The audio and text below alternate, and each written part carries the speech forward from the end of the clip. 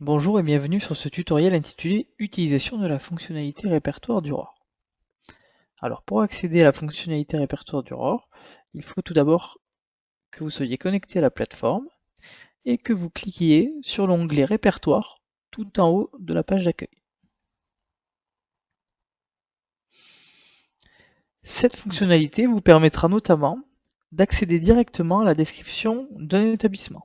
Donc tout d'abord, vous pouvez décider d'afficher un seul type de structure en fonction de différents domaines d'activité. Donc on voit par exemple MCO, MSS, Psy, SLD, SMA, SSR, Ville.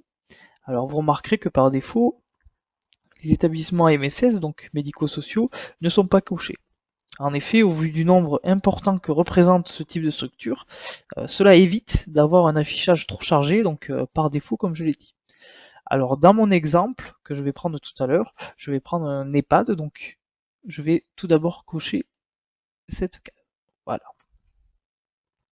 Juste en dessous des différentes structures, vous pourrez également sélectionner un type d'affichage. Par défaut, ce sont les départements français qui sont choisis, mais vous aurez tout le loisir de procéder à un affichage différent, en fonction de ce que vous souhaitez rechercher.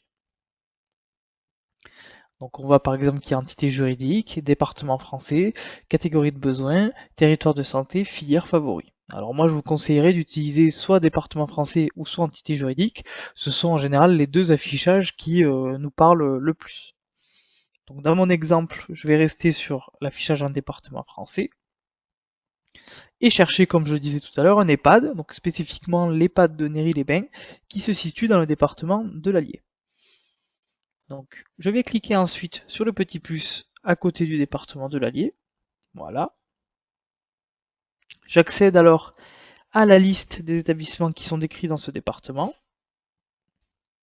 Je descends à l'aide du curseur, voilà, jusqu'à trouver l'établissement qui m'intéresse. Voilà. Donc, ce qu'il faut savoir, c'est que chaque établissement sur l'Aurore est présenté par l'intermédiaire de plusieurs fiches descriptives.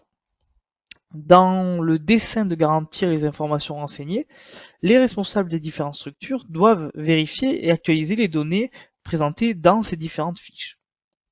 Donc afin de les faire apparaître, vous pouvez soit cliquer sur la petite croix à côté du carré bleu EG, voilà, comme ceci, ou alors cliquer sur la flèche en direction du bas à droite de ce même carré, puis cliquer sur tout déployer. Voilà. Cette dernière mention sera plus rapide que la première et permettra d'accéder directement à toutes les fiches descriptives. C'est surtout utile si jamais vous avez des établissements qui ont un certain nombre de ramifications avec plusieurs pôles, plusieurs unités fonctionnelles et donc avec un grand nombre de fiches.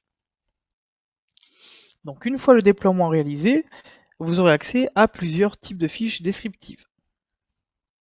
La première fiche descriptive est la fiche EG, donc celle-ci. Donc vous retrouverez essentiellement des données d'ordre administratif, comme par exemple le FINES, le SIRET, le nom officiel, le mail d'alerte, le numéro de garde, l'adresse de l'établissement, les coordonnées de l'établissement, le nom du directeur avec ses coordonnées, le nom du président de CME si l'établissement a un président de CME avec également ses coordonnées, voilà, et plusieurs autres types de données qui, comme je le disais, sont plutôt d'ordre administratif. Détail important, en bas de chaque fiche descriptive du ROR, vous retrouverez la date de la dernière validation. Donc dans notre exemple, cette dernière fait état du 9 janvier 2024. Nous pouvons donc raisonnablement penser que les données qui ont été transmises par cet établissement sont assez fiables et surtout en accord avec le dernier décret ROR du 17 novembre 2023 qui indique que les données du ROR doivent impérativement être mises à jour au moins une fois par an. Voilà. Alors comme je le disais, il est possible qu'en fonction du type de votre structure ou de la taille de votre établissement, que vous ayez d'autres fiches supplémentaires, donc que ce soit des pôles, des unités fonctionnelles ou autres. Mais dans notre cas, nous trouvons directement les unités opérationnelles. Alors les unités opérationnelles, c'est véritablement les fiches qui vont vous renseigner sur l'offre de soins des différents services d'une structure. Dans le cas de cet EHPAD, l'on retrouve deux fiches unités opérationnelles. Nous allons retrouver la fiche hébergement temporaire pour personnes âgées dépendantes et hébergement pour personnes âgées dépendantes. Donc je vais rester sur cette même fiche et nous allons pouvoir retrouver plusieurs informations assez intéressantes, notamment les activités opérationnelles. Donc on voit toute une liste d'activités opérationnelles qui sont proposées par cette unité, notamment activités de prévention, activités de bien-être, hygiène, prévention, contrôle des infections associées aux soins, soins d'hygiène médicalisés, soins infirmiers, soins médico-somatiques, soins palliatifs, soins sociaux esthétiques. Voilà. Nous allons retrouver également la capacité d'accueil de cette unité. On voit qu'il y a 98 places qui sont installées dans cette unité.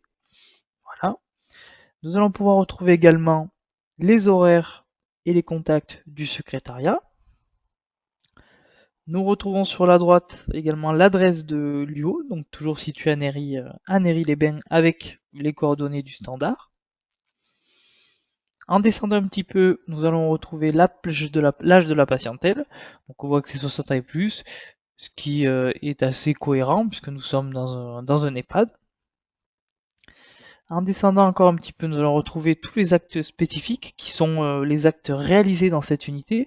Donc nous allons retrouver les actions de prévention secondaire, l'entretien du lège, les méthodes de relaxation, le suivi diététique individualisé, les bilans neuropsy, l'accompagnement administratif, les activités thérapeutiques, les prises en charge kinésithérapie, etc., etc. Voilà, nous retrouvons également toute une liste donc d'actes spécifiques. En descendant juste en dessous, nous allons retrouver les équipements spécifiques qui sont présents dans cette unité. Donc nous voyons que l'EHPAD a souhaité renseigner qui était pourvu d'un véhicule adapté au transport de personnes à mobilité réduite, qu'il y avait un jardin pédagogique ou thérapeutique, une PEI, une blanchisserie, un hébergement pour personnes handicapées vieillissantes et un hébergement pour personnes dépendantes. En descendant un petit peu, nous allons retrouver le mode de prise en charge ainsi que les modalités d'accès. Les compétences ressources qui sont les professionnels présents ou les intervenants dans ce service. Donc nous allons retrouver des médecins, des aides-soignants, un pharmacien, un psychologue, infirmier, pédicure podologue, secrétaire, ergothérapeute, diététicien. Enfin voilà, toute une liste également de professions ressources. En descendant encore un petit peu, nous allons retrouver le planning d'ouverture de l'unité. Donc nous voyons que cette unité est ouverte 24 heures sur 24, ce qui est également, comme tout à l'heure pour la tranche d'âge, assez cohérent, puisque nous sommes sur un EHPAD, et quand voilà, les EHPAD sont en général ouverts 24 heures sur 24. En descendant encore un petit peu, nous allons retrouver le responsable d'une unité avec ses coordonnées. Et pour finir, un onglet d'informations complémentaires qui correspond à un texte libre, donc pour toutes les précisions que l'établissement a souhaité apporter et qui n'étaient pas présentes juste au-dessus.